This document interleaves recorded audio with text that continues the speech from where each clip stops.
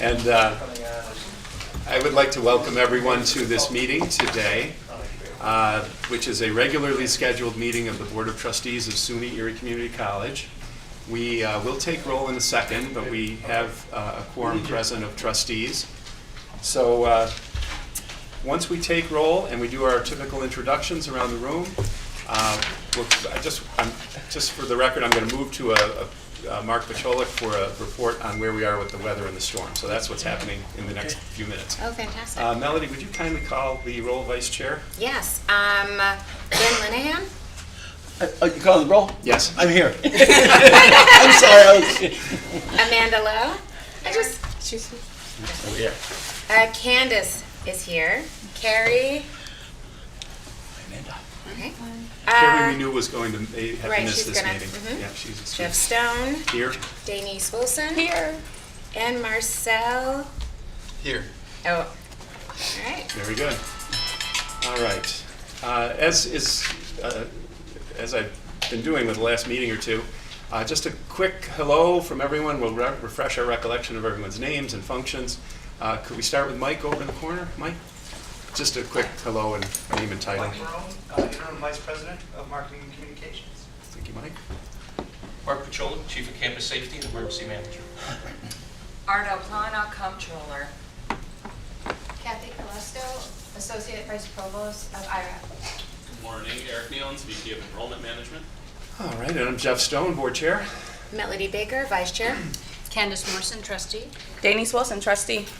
Marcel Suarez, Student Trustee. Are we going that way? Yeah. Go ahead, Kel. Ellen Vapiano, Assistant to the Board of Trustees. Bob Germoni, IT. Ryan Noble, IT. Len Dunahan, Trustee. Amanda Lau, Trustee. Adiam Zagai, Officer in Charge and Provost. All right. Thank you all. Appreciate that. As I mentioned, the thing that's on everyone's mind right now, in particular today, is that we have a massive winter storm approaching us.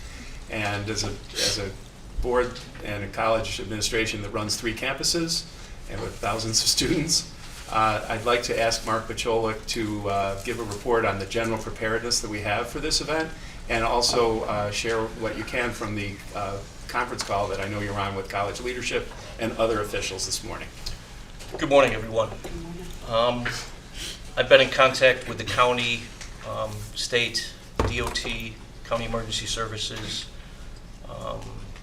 NITEC, and other agencies since about 5 o'clock last night. We've had conference calls between ADIM and other senior staff last night, and as you saw, we had a staff meeting this morning. Weather is expected to ramp up somewhere between 5 and 7 p.m. this evening. That's when we're going to start seeing snowfall rates increase from anywhere from 1 to 3, 4 inches an hour. Once it gets past 2 inches an hour, snowplows can't keep up with it. State has brought in 40-some plow trucks from Hudson Valley area, specifically to assist the city of Buffalo. It'll start in the south towns. They'll probably get 1 to 2 feet first. We already have over a foot where I live on the Boston border. Then it's going to move northwards. Where it's going to set up is hard to say. It could oscillate up into the metro area. That's where, according to Bill Geary, the county commissioner at DPW this morning, they believe it's going to stay and park over the metro area, and possibly 4 feet of snow between this evening and Saturday morning. There's going to be no travel. It's going to be dangerous. We're also going to have winds that'll be sub-blizzard, which means they're less than 35 miles an hour. But with heavy wet snow and winds, you can expect very poor visibility, quarter mile or less. You can expect power outages. And they're wrapping up for it. NYSEG is bringing crews and National Grid is bringing crews in. With that being said, we also know that at 4 o'clock today, there is a ban on commercial traffic on all the major arterials, 90, 219, 190, 290, and the 400. And that's going to affect us. That's going to affect the FTA buses. And as we just found out after we ended our conference call, we lose shuttle service at 2 o'clock today. So with that being said, we're working on messaging. Sometime later this morning, we're going to be canceling classes for this afternoon, and we will likely be closing for tomorrow. Okay, so those would be the top 3 takeaways for the college community, students, faculty members. And we'll work through, in terms of staffing, whether staff are going to be working remotely or not. We'll talk to our HR to figure that out as well by this afternoon. And I believe I overheard that we're set up for snow plowing. It's Absolutely. going to be overwhelming, Absolutely, but yeah. absolutely. Rich and team have put a plan together since last week, so they're all prepared to be able to do the necessary removal and shoveling. The one thing I would add is the governor's holding a press conference at 10. Once this starts, local municipalities and maybe even the county are going to institute driving bans. So at that point, unless you're essential services, which for us would be our facilities and campus police, other people won't be able to drive. So that's coming. I just can't tell you when and where. Mark, thank you for your report, for the work you've done so far, and for the work that the next 48 hours will entail. We appreciate it. What time is it supposed to start again? Somewhere between 5 and 7 this Oh, evening. okay, 5 p.m. Okay. And did I hear you say that shuttle service ends at 2 o'clock? Ends at 2 o'clock today. They reached out to us. We confirmed that. We already have when our last drop times are at each campus. So we have to plan accordingly, and that's why we're working on that messaging. Yeah, and that will be communicated to the students then who Yes. apply? Okay. We have roughly about 60 classes this afternoon. After 1 p.m. After 1 p.m. So we'll make sure that we communicate, and we'll make sure we work with our faculty leadership to figure out how we want to make sure that they're supportive of our students. We cannot do remote teaching because there's a lot of issues to that, but we will talk about how we want to plan that for the future, because this could be something that we have to deal with in Buffalo in terms of winter. So we'll work with our leadership, union leadership, to figure that out for the future. When you say we can't do remote teaching, is because of the state requirements and such? No, that is something that as a college we have not agreed to work with the union. There's a 5 days. In the past we did an MOU where there's a 5 days window. Then after that we do remote teaching, but also we're not prepared with our students having access to the internet, so that will be also something that we really need to talk through. So I think for these 2 days we have to make the appropriate decision, cancel classes, but certainly going forward we do need to come up with a plan on how we want to address that remote teaching, but we've got to make sure our students are equipped to be able to access remote teaching. Chairman Stone, I would add one thing. If it's estimated this is going to continue into Saturday. If it sets up like they say, we will probably have to cancel any activities Saturday also. Yeah. Because if there's 3 or 4 feet sitting there, it's not just. Well, I think the general advice from the board, everyone can chip in, but would be to maintain constant communication. Yes. Let people know where things stand. Try to stay ahead of it, of course, but as long as you're clear and direct with people about what's going on, we should make our way through it. This will be a particularly epic storm from the looks of it. It's really in a class by itself. So, and that has to do with the lake temperature and the coldness and the time of year and so forth. But and even beyond the college, we all have to be safe and pay attention to this particular storm. Mark, can you talk to the method of communication and how we're going to do that? Texting? So Mike and I are working on that communication. We're going to get that out. We're also going to post it on our social media as far as getting that information down to the students and staff. Any other questions or concerns about the storm? Well, with that unusual item of business right at the outset, I wanted to take care of that. We'll turn to some more straightforward things. But before I do that, I've neglected to ask the folks on video to identify themselves and say hello. I saw Bill and Susan and quite a few others. So, Bill, and could each of you just let us know who's on and what your role is? Morning, trustees. Bill Bruder, special advisor to the president. No particular order. Yeah. Sue Holdaway, Auxiliary Services Executive Director. Thank you, Sue. I'm Eric Snyder. I'm the CIO as a service from SUNY ITAC for SUNY Erie. Thank you. Someone's muted there. John. John, you're muted. Hi, I'm John Beckish, working from SUNY ITAC. I'm the mayor of Brazil. Right. We heard from everyone. Okay, thank you again. Moving to our more traditional agenda, we have for the board's approval the Board of Trustees minutes from October 27th and from our special meeting on November 1st. And I had no comments on those minutes. If anyone does, we'll take them. Otherwise, a motion to approve those two sets of minutes. So moved. Thank you, Len. Second? Second. Thanks, Mel. Any further discussion? If not, all in favor say aye. Aye. Aye. And opposed? All right, those two sets of minutes are approved. Item 3 on your agenda had to do with the Human Resources agenda, and we actually are going to defer for a couple of reasons, discussion of those items until we may take them up at a special board meeting that we have scheduled on Tuesday. So they're not quite ripe at this point for us to take up today. There are items outside the request, the informational items are listed there, and there are a couple that will probably bear some discussion. Susan, could you lead us through what you have in front of us with ASC and give us at least the high points of what you've presented, please? Auxiliary Services Corporation is a support organization to the college. And in our agreement with the Board of Trustees, we have several articles that require annual reports. So these reports are before you today. The first two are performance reports and goals for the next fiscal year.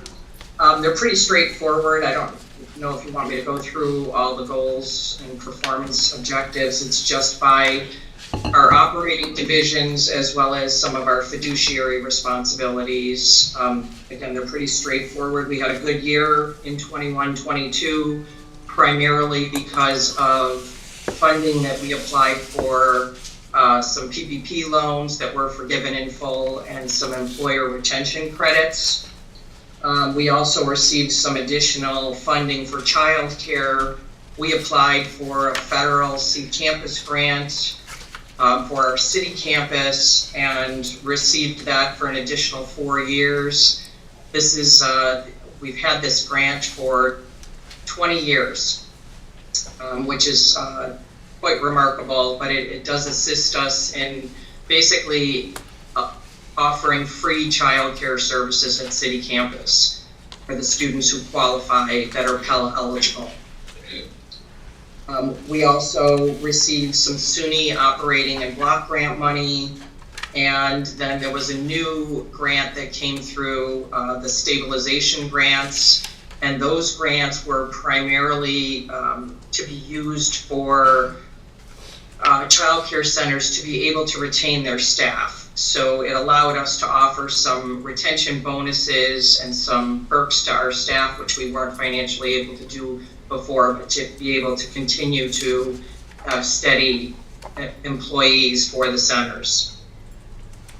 Food service, it didn't do as well as we thought last year. There weren't as many on-campus students as we thought there were going to be for meals. That is changing this year, though. And then our bookstores, which is a contracted operation with Follett Corporation. They had lower sales last year as well. And we do offer textbook scholarships through the bookstore, so we were able to issue 62 of those textbook scholarships. And then we renegotiated some of our contracts with our vending suppliers, both our beverage vending supplier and our snack and coffee supplier, for a 2-year extension, as the conditions were not optimal to issue a long-term RFP. Goals for the 22-23 year are slightly modified. We did have to close the South Child Care Center at the end of the spring 22 semester based on the plan changes at South Campus that the college was implementing. Other than that, we are trying to retain our workforce through our grants and to basically correlate our operations to adjust to the changes that the college is making as it goes forward. Any questions on those performance reports or goals before I move on to the other fiduciary reports? No, I would think you had a good summary there right at the end as you were trying to evaluate where things are and react accordingly. For those trustees who are newer to the board, there was favorable receipt of PPP, Paycheck Protection Program loan for the ASC, and that really helped. In fact, there were 2 installments of that that the ASC got, and that really helped in terms of sustaining the staff and the operations during the heart of the pandemic and even beyond a little bit. So, okay, Susan, you can, I think, move on unless others have questions about what's been asked or presented. Okay, the next reports are basically our fiduciary responsibility as a service organization to the college. We are the fiscal agent for mandatory fees that the college charges students. You now have 2 fees, a student activity fee and a new fee that was implemented in 2019 called a student life fee. So the reports that are before you are a recap of the activity that happened in those accounts that are funded from those fees. Basically showing you the balances that they started with at the beginning of the year. We follow a policy that is a Board of Trustee policy on the student activity fees that does not allow accounts to retain any more than 25% of the fees that they received during the year, basically encouraging them to spend the money as they get it, and if they do not, it goes into a restricted reserve account. So your activity fee recap report shows what went into the reserve, new fees that came in the 21-22 year, the expenses that each account had, and then the year-end fund balances and the excess that does need to be transferred into the reserve at the end of the year. That excess reserve for student activity fees was about $36,000. You will also see a restricted reserve account summary showing that at the end of 21-22, the account had $126,000 in it, and then the additional 36 was going into it as we started the 22-23 year. Currently, there is a balance of $162,346 in the restricted excess activity fee reserve account. And then your report on the student life fees. The student life fees, primarily, the majority of the student life fee funds athletics and commencement. And then there are some small amounts that go to an honors account, and then the provost and the deans have authority over an account in the student life fee. You can see the totals, the fund balances from the prior year, the student life fees received in 21-22, the expenses again, and then the fund balances at year end. These reports are for the board to be able to assess whether the fees that you are charging students, if they're appropriate, or if they should be possibly considered for either reduction or increases in subsequent fiscal years. I'm wondering if, Marcel, you have an opinion on that as far as the current fees. Do you feel that they're appropriate for now, or I know we have a pretty decent balance in the account.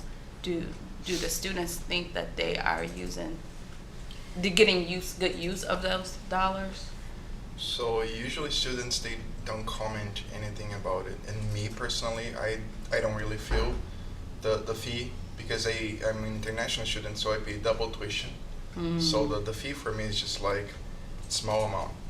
But when they were raising it, I heard like just a few comments here and there, but never like a complaint that we were not using the money properly. Okay.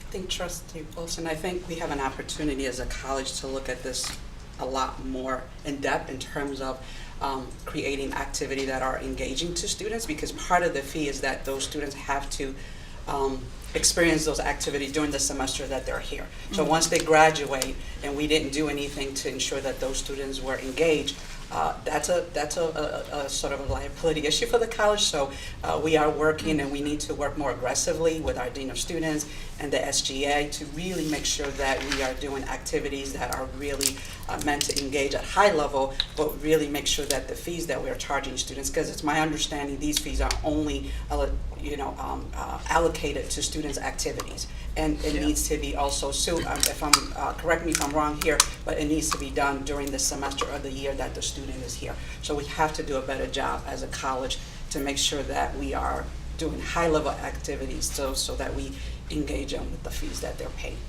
Okay. All right, any other questions or comments about Sue's report?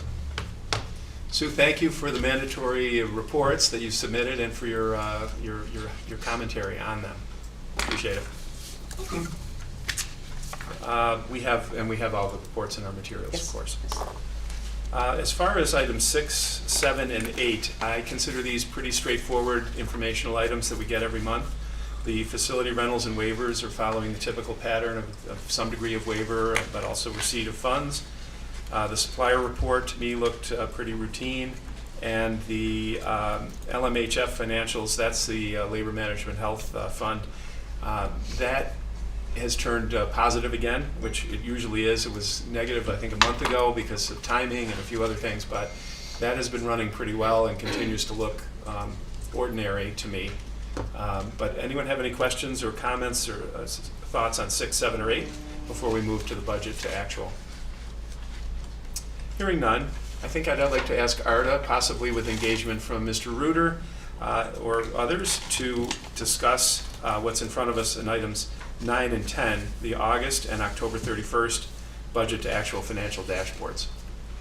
Good morning. Good morning, Arda.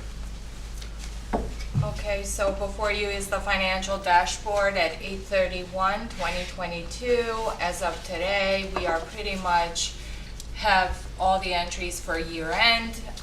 We are trending in a positive direction.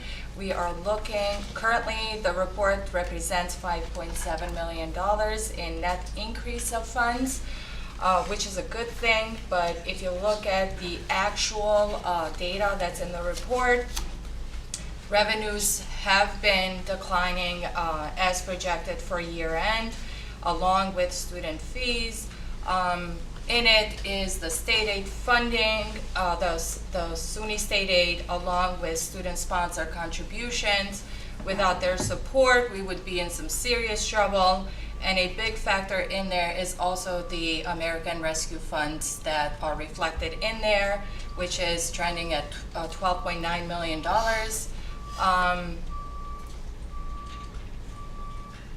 Offsetting the revenues are the expenses. I know some hard decisions were made at 8/31.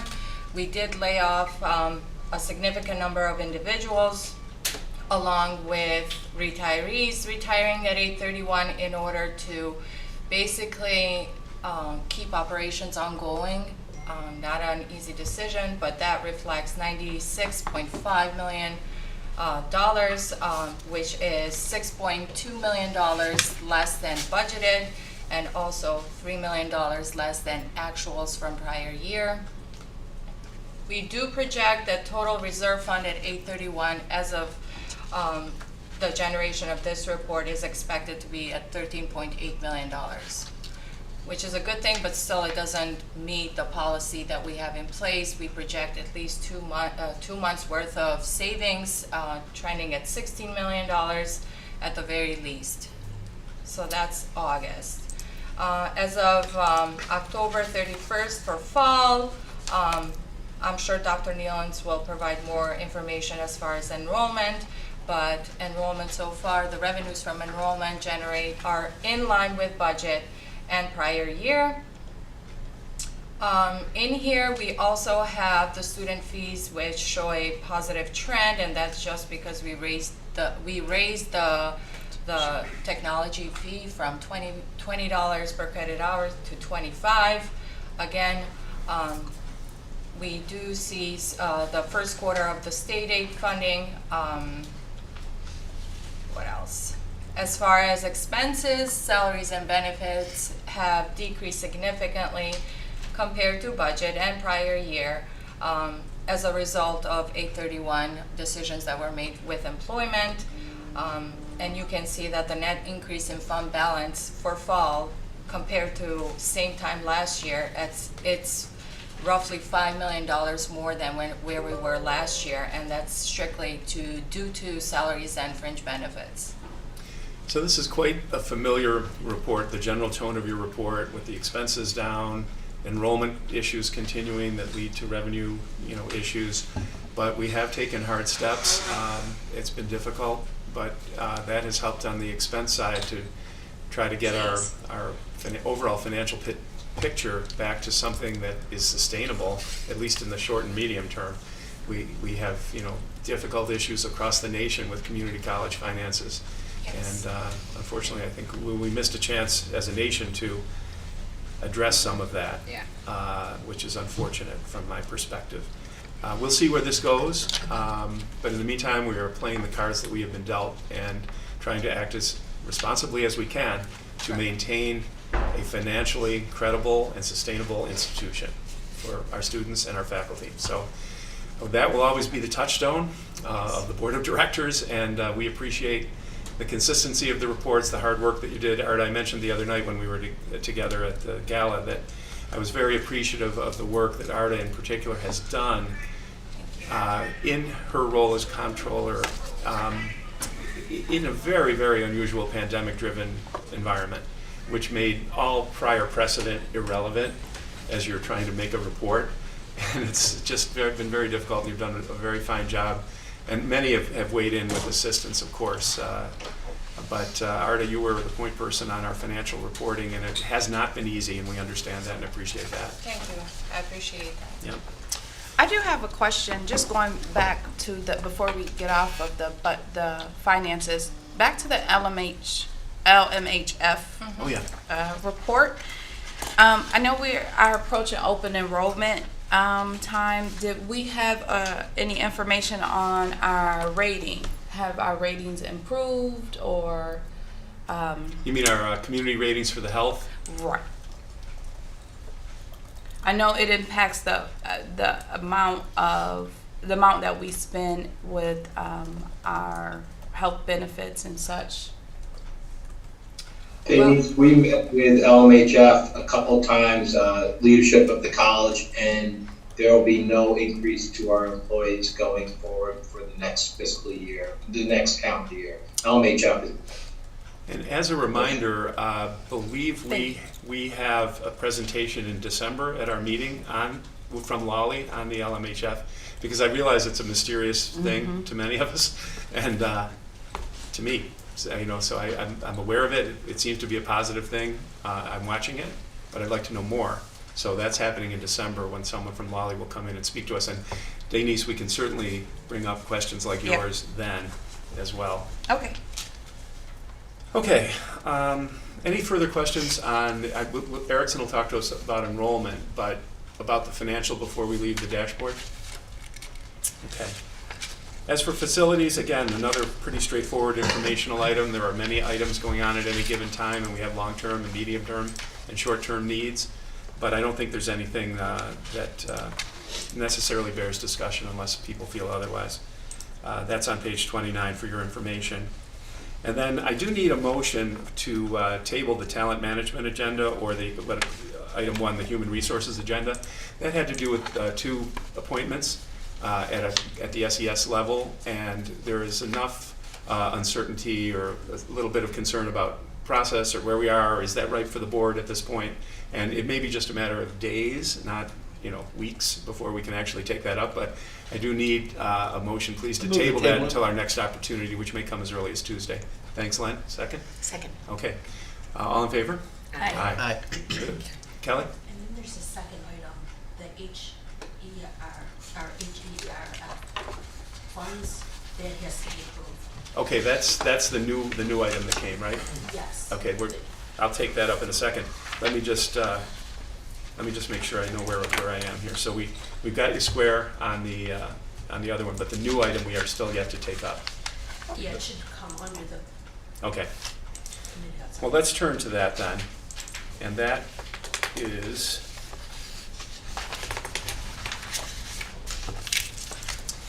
this has to do with HEERF funds. And this just came as an item yesterday, so while I've glanced at it, I do not have a complete understanding of this item. And Bill is going to report to us on that? Or who is it? Arda and I, Arda actually drafted the resolution and the executive summary. Essentially, Jeff, we received federal stimulus monies. We received student share and institutional share. Part of our institutional share has to be spent on what the language is to implement evidence-based practices to monitor and suppress coronavirus in accordance with public health guidelines, meaning like air handlers, HVAC, and items of that nature. So we are requesting a capital project that the state of New York will match. It's a total capital project of $1 million. $500,000 would come from that institutional allocation from the federal stimulus monies that the college received. We are, a local resolution is required. The county will be approving a similar resolution, and then it will be submitted to the state. We do not have to wait for the state budget. Funds are immediately available at the state of New York right now. So we'll be able to address some issues with, I think, 3 air handlers on our 3 campuses to improve the air quality, and it would be in line with the regulations. And again, it's coming out of the institutional share of the federal stimulus monies, and the state has the match for us. Right, so it's taking the 500 from our coffers that we received from the federal government under the COVID relief legislation and using it as a 50% down payment or contribution toward essentially a $1.1 million project for air handling. And state regulations for capital projects, it can be a local match, meaning that like the county, could be a charitable donation like through the foundation, or it could be federal dollars. You just can't match state monies with state monies. So this hits that federal match eligibility. All right. And are you convinced, and I'm speaking now to the broad audience, that this is the either required or the best use of the money from the federal government? Both. Okay. And I will say that with the schools that I represent as an attorney on bonding capital projects, they're all doing this and using federal money for air handling on the idea that it helps to shut down transmission of COVID or other communicable diseases. So I don't have any immediate objection to this. Does anyone?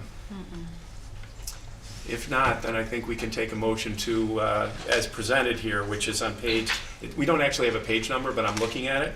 It came separately to us by email late yesterday. So, but this is the resolution that Kelly has, and it recites a number of whereas clauses, but the resolve part says that the college approves the management to allow the use of American Rescue Plan funding in the amount of $500,000 as planned to seek additional support from the state of New York for this purpose, which has just been described by Bill. So if someone is comfortable to make that motion, I'll take it. So moved. Thank you, Len. Second? Second. Second, Melanie. All right. Thank you, Melody. Any further discussion? If not, all in favor of adopting this motion, please say aye. Aye. Opposed? All right. Kelly and Bill and Arda, does that get you where you need to be with this item? Yep. All right. Yes, thank you. All right. Very good. I'm going back now to, that was the inserted extra item that was a little out of order. Facility, human transit resources we talked about, we're tabling that, and we've had a motion. As for committee, we know that the committee meetings, especially at this time of year, we just had a board meeting, we've had a number of committee meetings, a lot going on, so we may not have extensive committee reports, but I'll go through them quickly. Curriculum, student success and diversity, Denise. I was out, Audium, did you guys meet? No, we did not. Okay, All right. there's a minute. Right. Budget and audit, we did not meet either. And again, that had to do with the compression between the board meetings. We met on October 27th. Today is November 17th. And we just decided there's enough meetings going on that we're just going to rely on the 2 board meetings, frankly. Policy and governance, Melanie? Same here. We did not meet.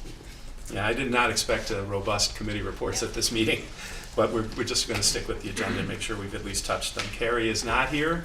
Does anyone know whether there was a strategic planning meeting? Yes. Oh, hi Kathy, okay. We Good. met, yeah, we did meet, you have the October meeting minutes here, but we did meet, Dr. Nealons gave us just a brief presentation on his strategic enrollment management plan for discussion. We also, we opened up that meeting to a lot of discussion on some of the key performance indicators that he was discussing in his plan, and how they could align with the strategic plan of the college. So it was sort of the kickoff to goal setting for the team. So it was a really nice kind of launch into our next actions that we'll be taking. We also discussed the core value work that we're still doing that is going out to classrooms with students shortly. That was presented again at the Senate meeting, I think last week, the Senate, it was presented there, and we've had some faculty raise their hands to have presentations in their classrooms so students can participate in the core value discussion as well. And then I gave a brief update on Middle States. We're expecting their feedback from the commission before Christmas, they said. So hopefully we get a nice Christmas gift, pre-Christmas gift, Dr. Peavy called it. They did meet, the commission did meet yesterday, so I'm kind of hoping that we receive something from them within the next couple of days. All right, very well. And we have the minutes from October 11th for our information in our packet. Technology is Carrie. I don't believe that committee met, and Carrie's not here today, so we'll skip that. Marketing, anything to report, Len? Nothing. Nothing, all right. Report of the chair. I have a few items that I made note of. The first one is to generally be grateful at this time of Thanksgiving season for my fellow trustees. I have been the chair for about 6 weeks, maybe now-ish, and I appreciate that everyone has been so engaged and so responsive as community volunteers. No one makes any money doing this. It's what we do for our community, and I always have appreciated that about board service in general and about my fellow trustees here in particular. It's a big operation to run a community college. There's a lot going on, and I am extremely grateful for the thoughtfulness of my fellow trustees and the engagement. I'll start with obviously our vice chair, Melody, and the executive committee, which is Carrie and Denise as our immediate past chair.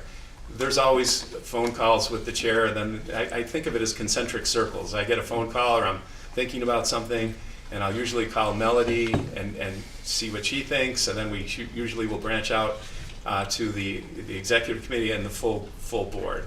And at every level of that concentric circles of engagement, I have felt a sense of gratefulness that people have responded to my texts, my calls, given me thoughtful counsel, helped all of us to engage with whatever we may be dealing with. And so I wanted to say that right off the bat with much appreciation at this time of Thanksgiving.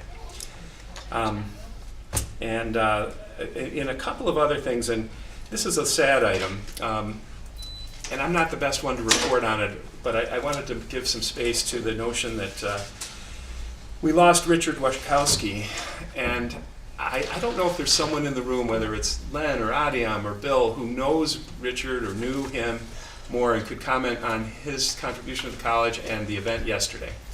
Bill, would you want to take that lead? Yeah, thank you, and thank you.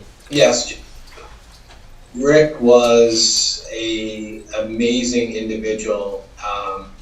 He started at the college as an adjunct faculty member, and he became associate vice president. He was a long career at ECMC, and he came to the college, I believe, in 2000 as an associate vice president.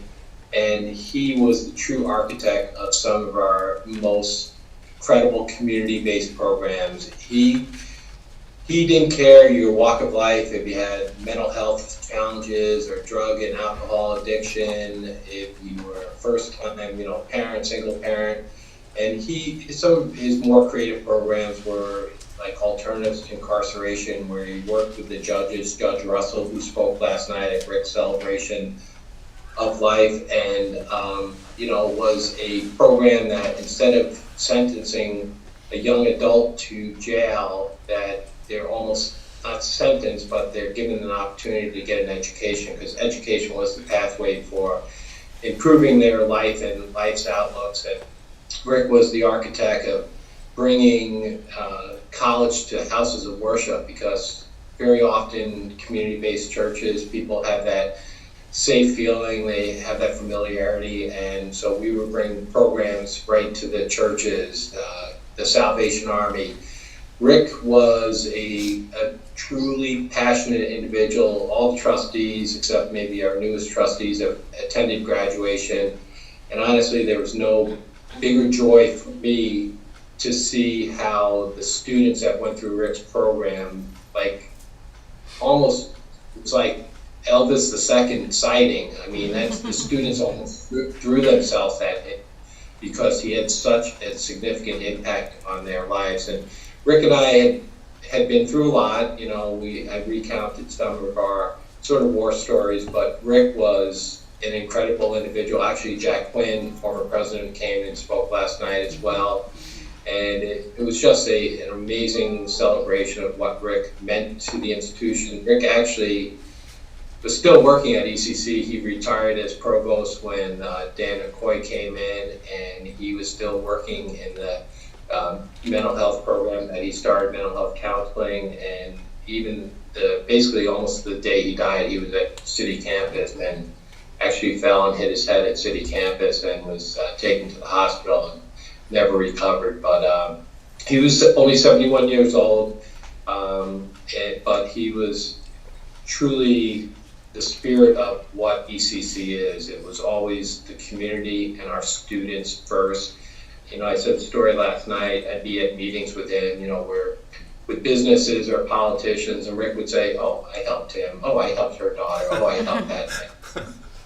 It wasn't Rick saying how great I am. It was Rick basically saying, "Doesn't matter who you are, I'm going to help you." And again, he's a tremendous loss to the institution, but his legacy will live on forever. And he, very similar to me, graduated from Sullivan Community College, me, Nassau.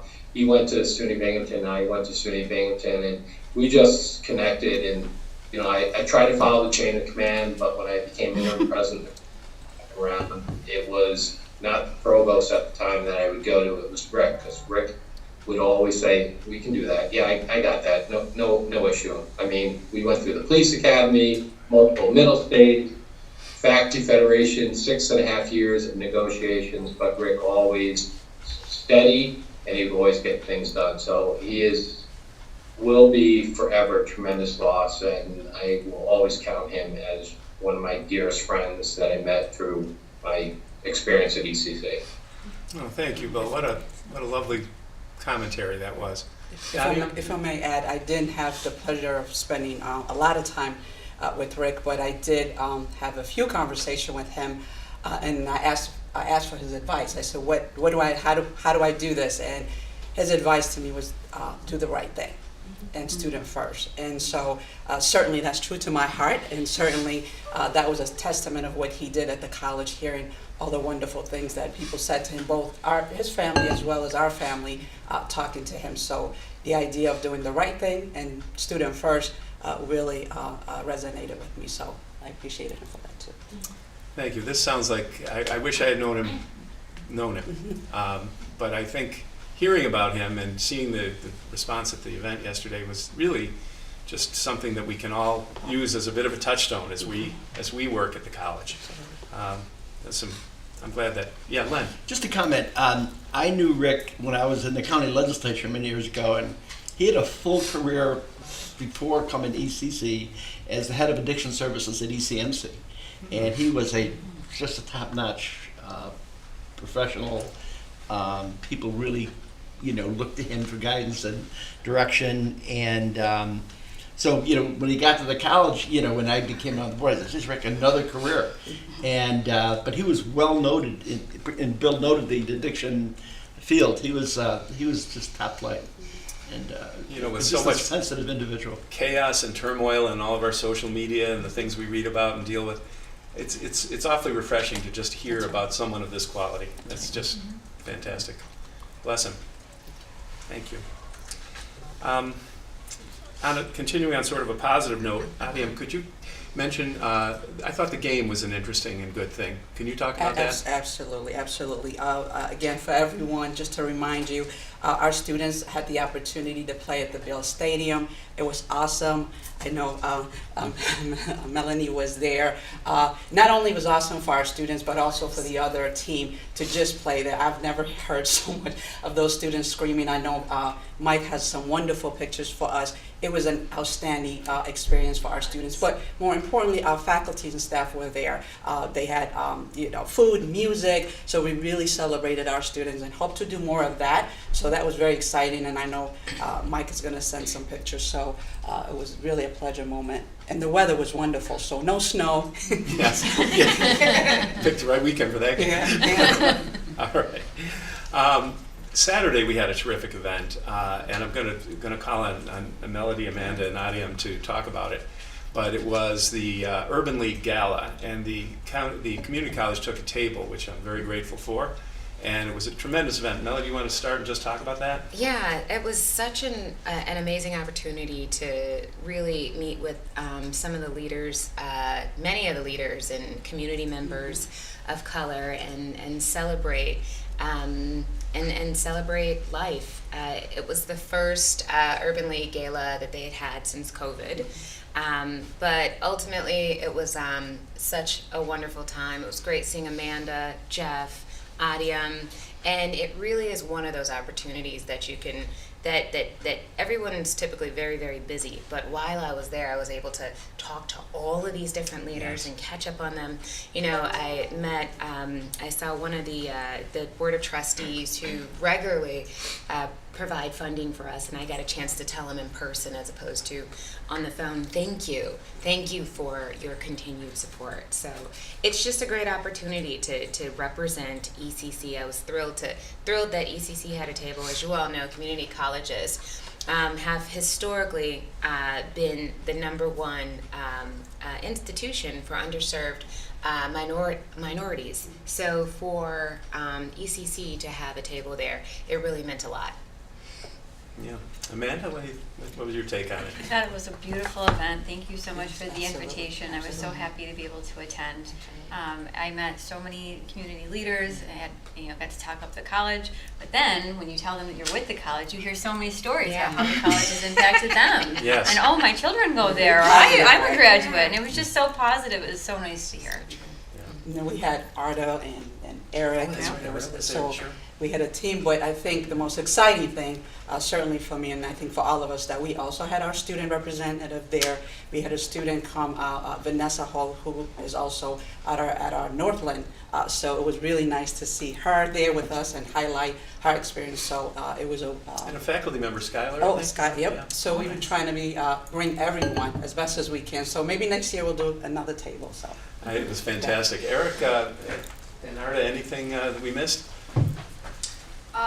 For me, it was honestly, I've never been to a gala before. It was absolutely beautiful, and to see so many leaders from there. I even had the opportunity to run into some of the individuals from my prior employment. Uniland is a sponsor to the organization. So just to put out the word and to let them know that we are part of SUNY Erie, and that you never know where connections lead, and we want to serve not only our students, but the community in general. So for me personally, it was a wonderful opportunity. Thank you. Yeah. Thank you. You could join us there. And it really is a reflection of what ECC stands for and how we're so integrated into the community. And so each one of us meeting with different people that we already have networks with, whether it's in our community or other schools. It was great to be able to meet a lot of people face to face that, because of COVID and the pandemic, we're always meeting virtually, and everyone was so appreciative to be able to build that connection. And it was organic, it was genuine, and I'm really excited to see how that continuation of these relationship buildings can help ECC to thrive. It was interesting. I talked maybe very little to the people at our table. We were circulating. People were talking to everyone. I had a great conversation with Eunice Lewin, who is a overall SUNY trustee, and really made a connection there, many others. So I would be remiss if I did not mention how stunning everyone at the table looked that night. It's a beautiful visual, this whole party. Everyone's dressed to the nines, looking great, and just totally connecting. And I think the post-COVID thing was definitely in play. I would go so far as to say, let's definitely take a table next year, and maybe more. If there are people who, are listening to this and say, man, I'd like to go to that. I think the more people that we have from the college at that event, the better off we will be. I agree.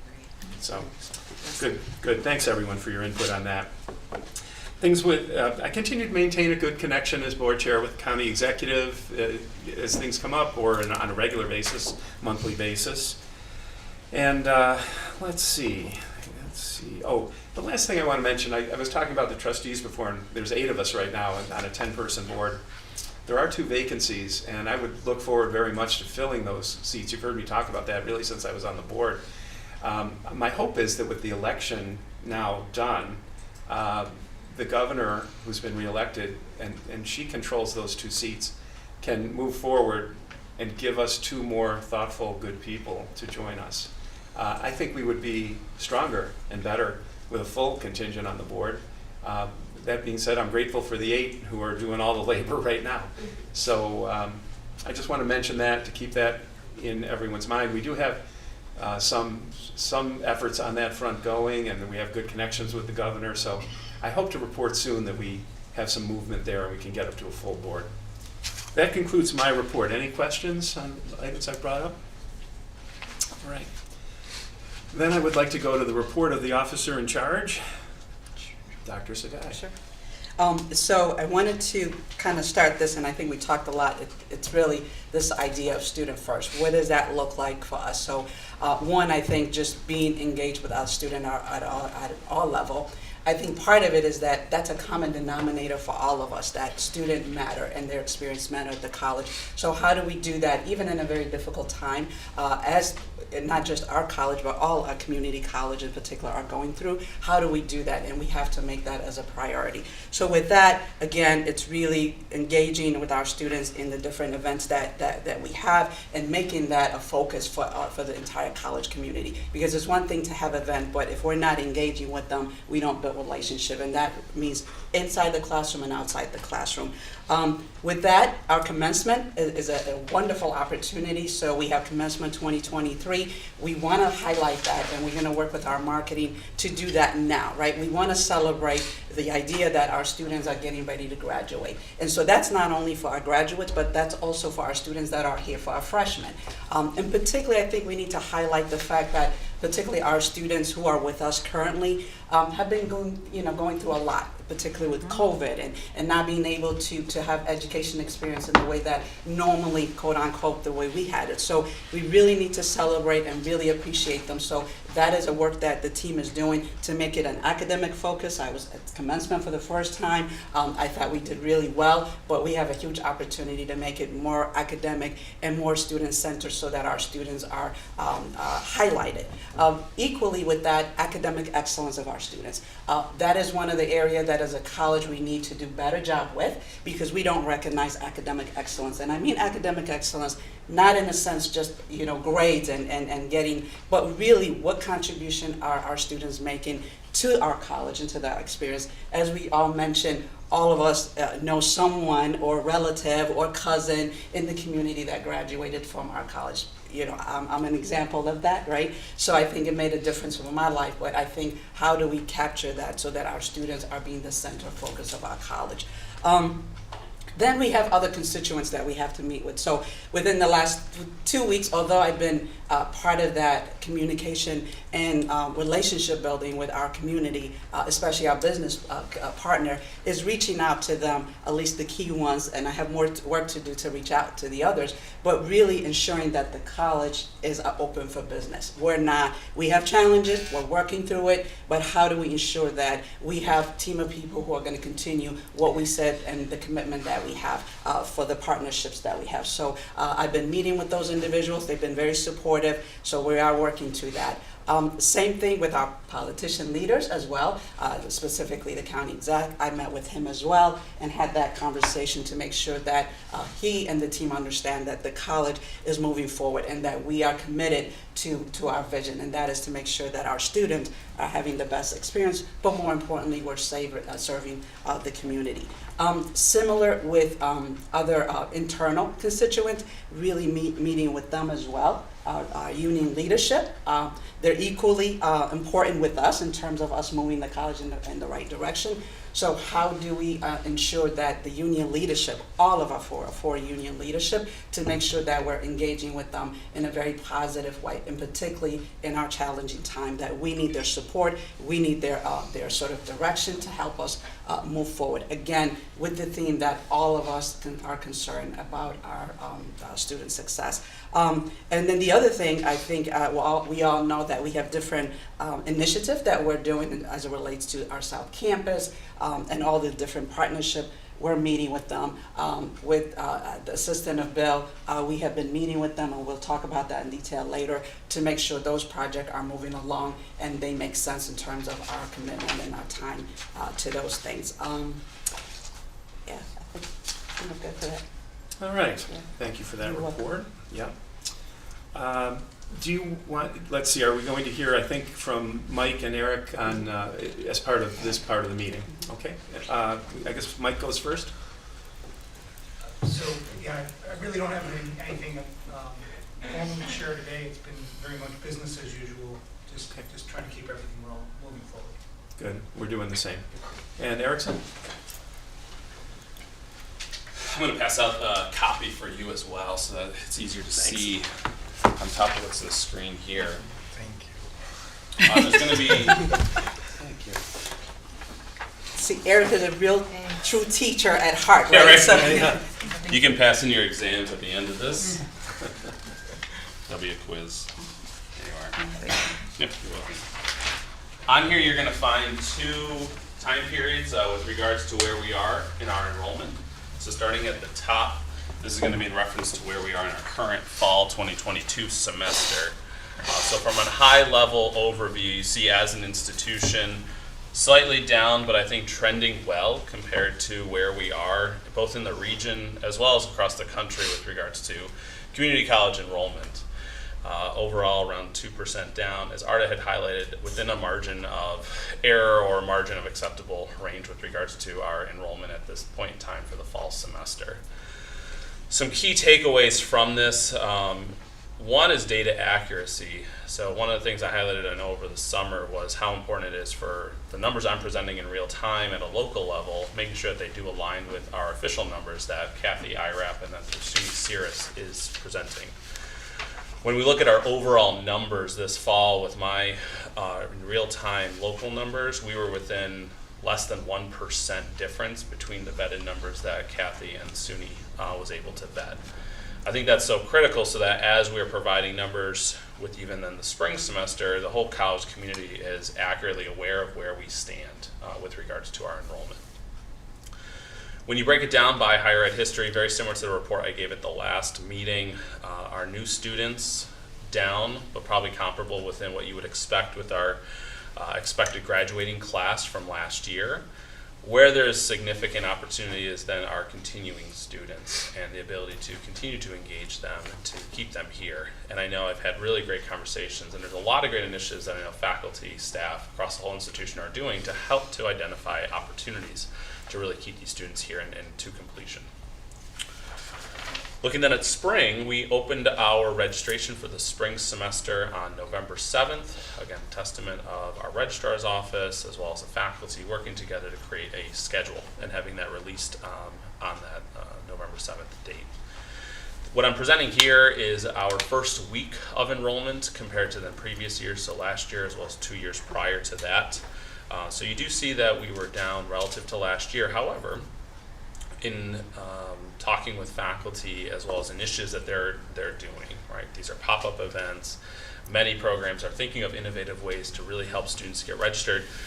We have since improved from that at this point in time today and trending pretty similarly to where we were last academic year at this point in time with regard to our spring 23 enrollment. So I think that's a reflection that as this information is being presented and having it be top of mind, our entire institution is responding accordingly and thinking of ways to get students registered before they leave for the semester. Eric, can you talk a little bit about the benchmark we set for the department? Yeah, one of the goals in talking with both Audium as well as other individuals is helping to set goals and metrics for the entire institution. So our hope is then to have weekly benchmarks, starting with our continuing students first, so students that we have here.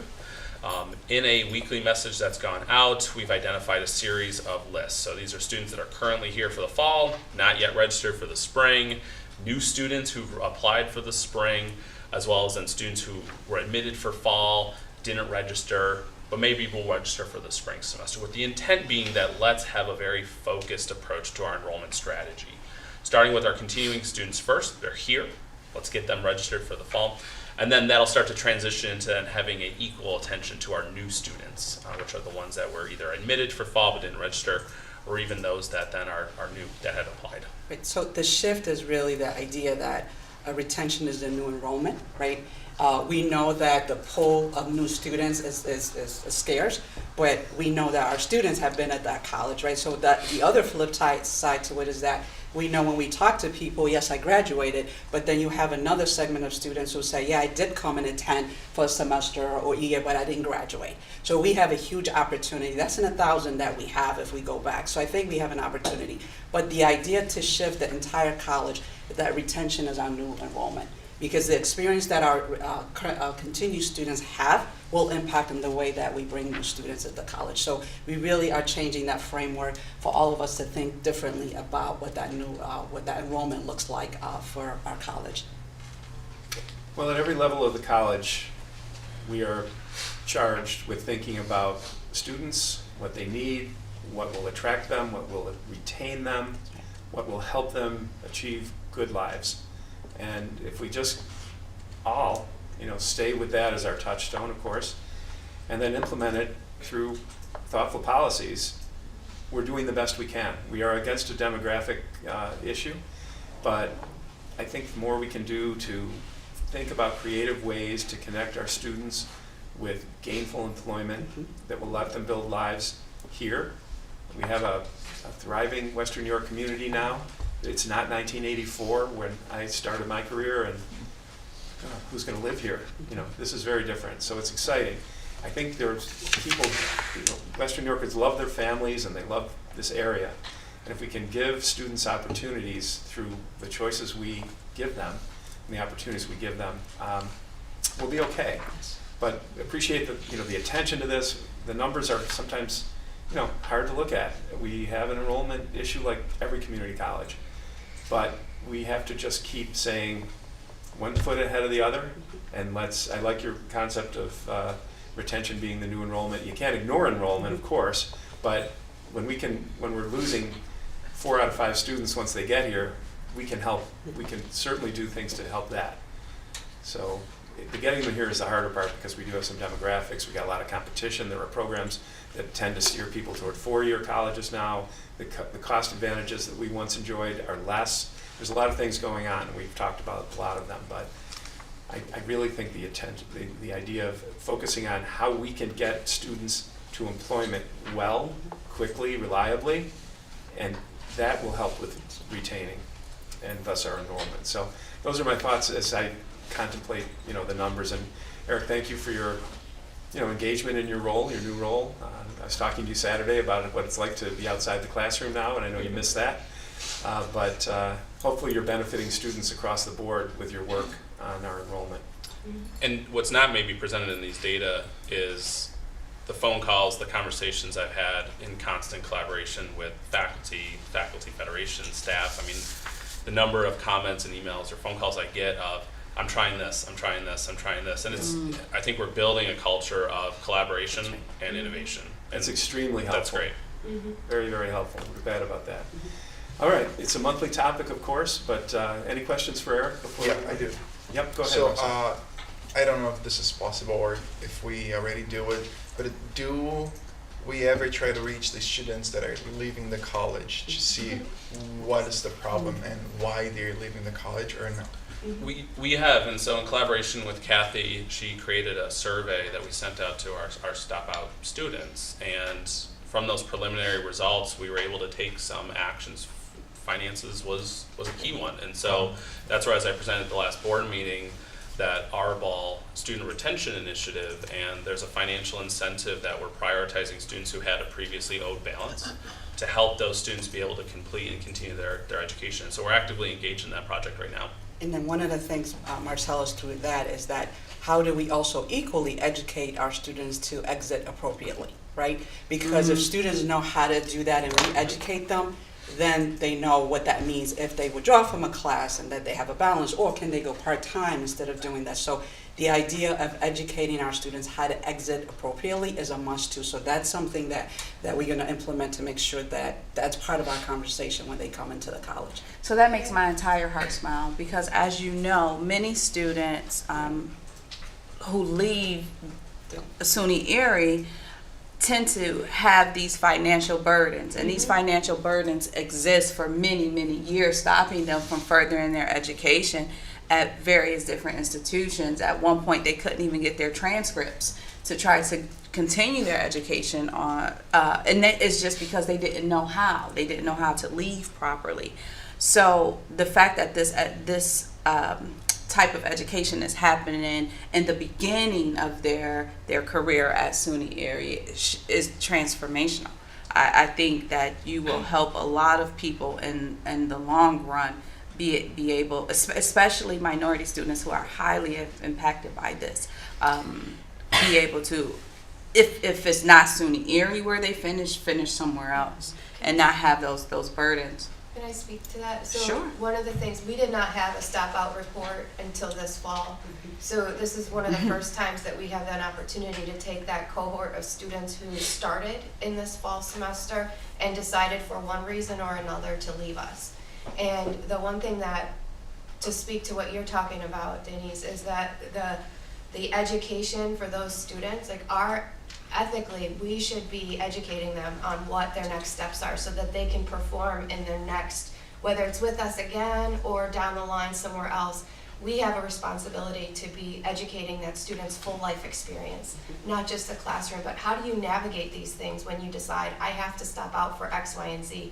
How do I communicate that? How do I get the services that I need to be able to do that without the financial repercussions down the road, or at least mitigate those financial repercussions, right? So that is, I think, one of the things that for me was the most important when we had that report, was that kind of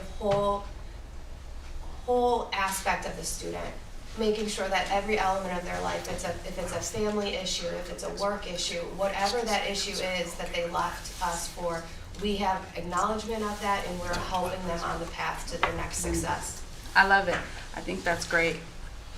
Thank Can I you. ask a question about how that could possibly play into future marketing as well? We've been working on that. I think Eric and Mike had some discussions about that as well. So I'll let him talk about that. One anecdote I can think of is, knowing financial aid and finances. So, we did a social media post, right, just a month ago almost, right, about as when financial aid opened, let's use that as an avenue to say you can, apply now, and here's our code to be able to do that. So there are things that we're taking from that to really try to communicate to what those pain points are. Even the students who identified that they had to stop out briefly, right? There's maybe, I was going to take classes this semester, but I'm not because of financial repercussions. We have that list of students that we can tap again, right? We can go back and say, hey, we're here to help you. What would make yours successful this spring?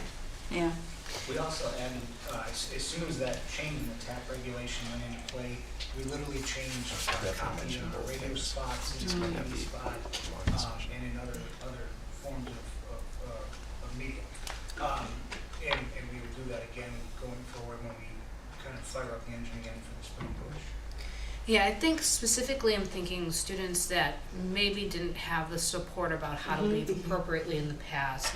So are thinking, well, I failed a bunch of classes, or I owe this money, and if I restart again, then I have to restart again, Yes. and maybe that's a barrier. So so specifically, thinking about that and how those students are approached to perhaps That's a really continue good their point, education. because we just had a board, or not a board policy, maybe it was a board of policy for the Fresh Start. Do you remember that? We went through Senate. I'll have to look through the policies that we approved in Senate. I think it was like, I have COVID amnesia because I can't keep time straight, but it was like a year or maybe 2 now. But we had a policy where that student who returns after, I think it used to be like a 5-year window, and we were trying, if they returned with new ambition or a new program, like we had a new 2-year policy for that, I think is what it was. Do you remember that?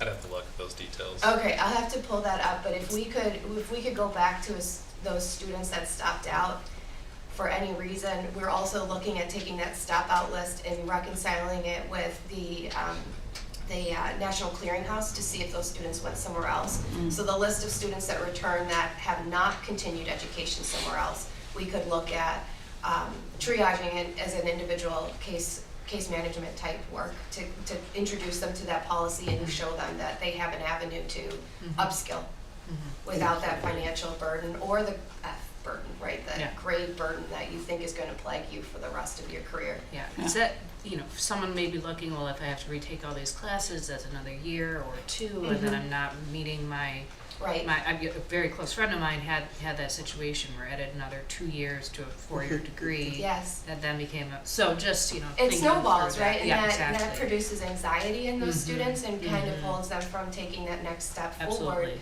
So I think there's ways that, I like that you brought that up, thank you. I'm gonna look into, we'll work on that. Jeff, is there, I don't know if this goes under marketing or enrollment or McCaffrey's program, but is there any way we could do, and this is a broader probably study of why we continue to lose so many students to the other community colleges in the region? People have said part of it is maybe housing, Niagara community, they have dorms, whatever, but the chargeback issue continues to haunt us, I think, to a certain degree. And again, this isn't anything, this is a broader issue that we have to work at. But there's got to be a reason we are. I mean, there's always going to be some students that just prefer to go to Niagara, go to Genesee, go to Jamestown, whatever. But why is that? I mean, why? So the questions, we did have an open-ended question at the end of that survey that did allow students to air the reality of the reason behind it.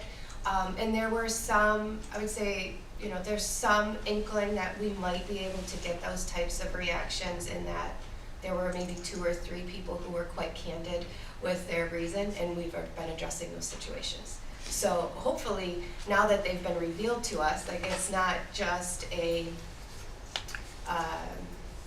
thought that we have as administration, we have evidence of it that we can follow up on and see if there's one thing had to do with just the student not being educated on the Student Access Center, right? Like this simple barrier that we just need to communicate a little bit. We think we're communicating clearly, but this student didn't have the same perception of that communication as we did. So there's little things like that that cause students to leave that we can now see in that open-ended response and act on. And if I can add more clarity to it, I don't disregard that statement or the question of why are students leaving. We know it happens. Part of having access to this data repository allows us to look at enrollment across all of SUNY. And I think Trustee Stone, you highlighted that this is a community college. There's a similarity in enrollment trends across all the community colleges, in fact.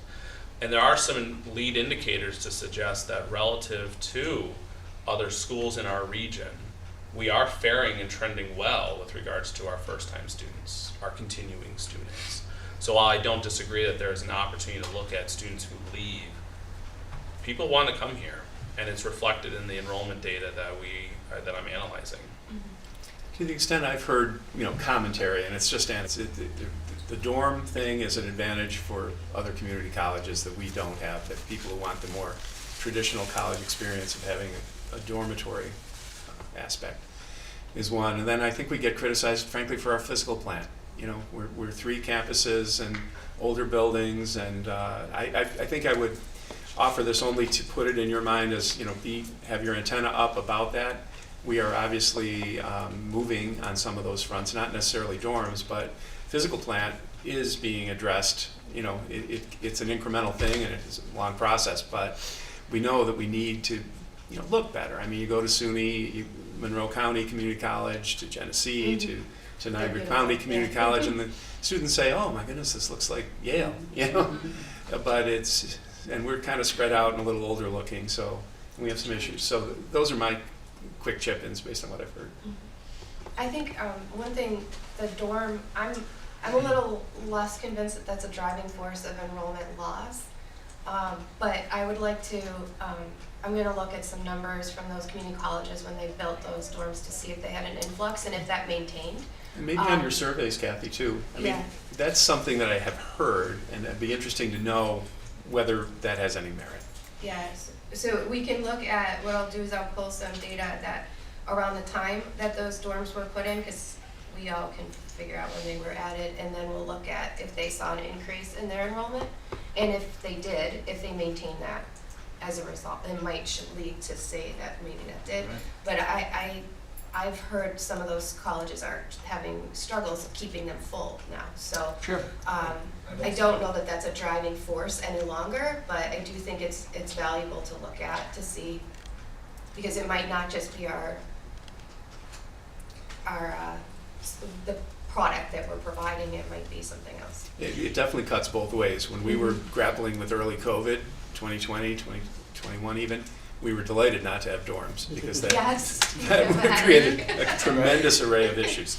Well, just to finish up on this note, I guess it's my feeling that if we can just focus on the services that we have, that kids are not aware of, that, what we can do for these kids, that maybe over the past number of years we haven't really been really effective at getting that message out. I mean, we've got to establish a connection that makes this place, even if we have old buildings, if this is an exciting place to be, if this is a place where their life is going to be enhanced, they may not care how old the buildings are. They may not care about some of these other things. They're important. We're updating them for a reason. But, we've got to reach these kids in a visceral way of why this is a good place to be and what we can do for them. And again, maybe just a matter of they're not aware of everything that we can do, for them. And there's some areas we have to work at as the trustees because, for example, we have a long line for nursing training, and we're up against some barriers that make it difficult to hire faculty for that would allow us to expand, and people would line up to sign up and come to your SUNY or to go to the nursing program. So that's an example. We've heard that discussed at this table. This entire board meeting has been really refreshing to me because it's so student focused and so student centered. All of the conversations and discussions that we've heard so far. I think if I just can add my 2 cents in here, customer service is going to be key. Customer service is to drive many people out of this institution. And I agree with you, Lynn, wholeheartedly. Even with the old buildings, and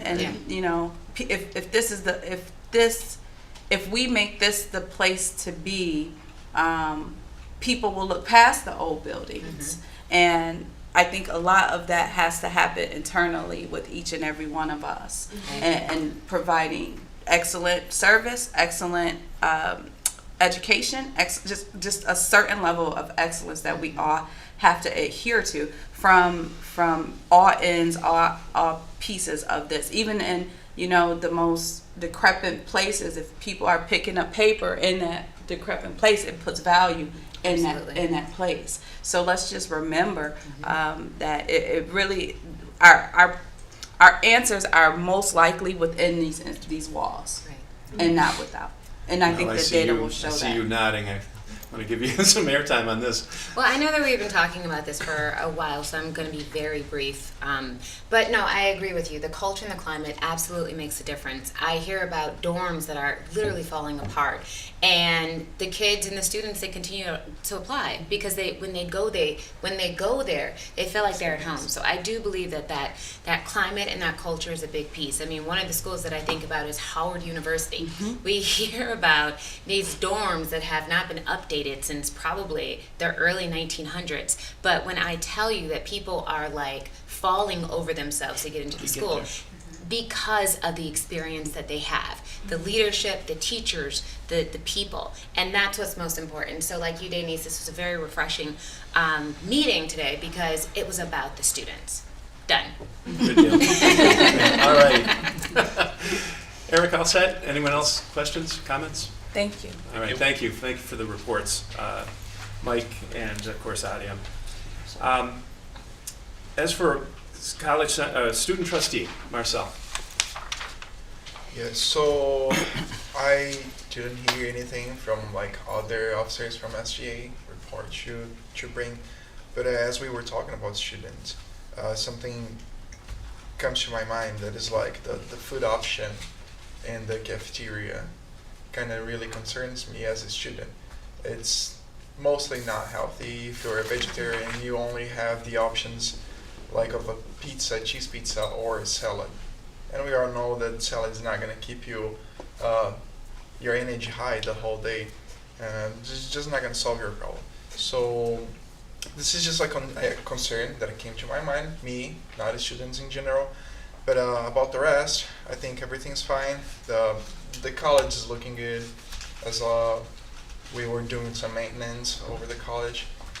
And I didn't hear anything about the library anymore, so I think we are working on it. And students, they are not necessarily happy about it, but they know that we are doing something. That's good. And I think that's all. On your point about the food choices, I might suggest Susan Holdaway's on the call from ASC. If the two of you could get together offline and talk a little bit about that. That would be awesome. Sue, maybe you could just make sure that happens and just see what's being served and what options might be to increase, certainly we should all work in that aspect of it. Thank you. So that's a good record. Sue, you okay with that? Absolutely. I can tell you that over the years, this does come up as a concern, and we have altered menus, and whenever we offer any kind of healthier food, whole grains, taboulehs, more salads, those types of things, we end up throwing them out. But we always do say to students, if they have any specific requests or dietary requirements, to please ask the food service manager, and they're always happy to accommodate you. We still do offer things like yogurt parfaits and salads on the campuses, so that there are some healthy options. But when we cook anything in any greater quantity that's of a healthy nature, we always end up throwing it out. Well, and it may come down, you can go offline about this, but it may come down to just quantities, making sure some's available. It doesn't have to be a lot that would be wasted, but have a choice. Thank you. What's up? I said that's really thoughtful. Let's see. Are you all set, Marcel? Yeah. Okay, very good. College Senate, Colleen Quinn conducted another nice Senate meeting. She does a great job with those. I usually tune in and listen, and appreciate that opportunity. And she is not here today to report, so she told us that in advance.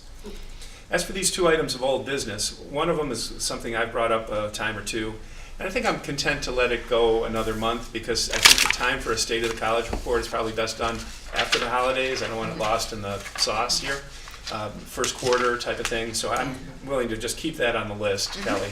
And then I don't know if we have anything new on the course opportunities that Melody brought up. So that's one of the items that we will put on the committee for the student curriculum success, to really look at that very depth, and so we will be doing that for our next meeting in there. Sounds good. Alrighty, very well. Just want to keep those on the list. Any new business that we haven't covered? It was a good meeting.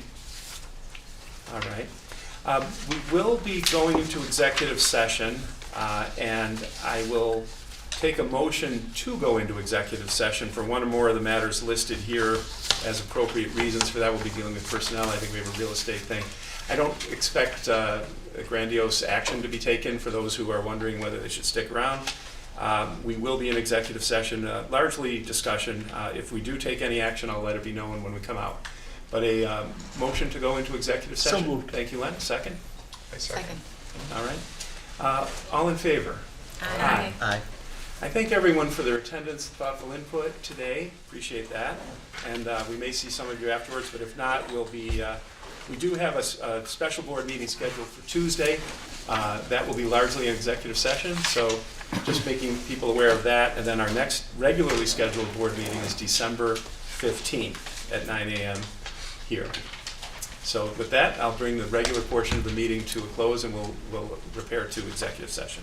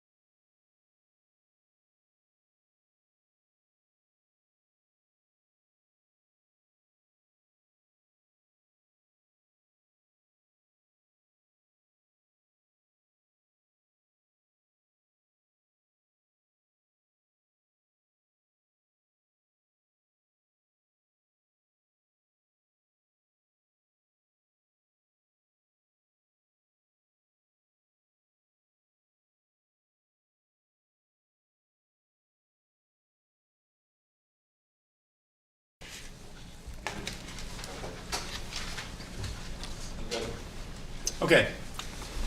Good afternoon.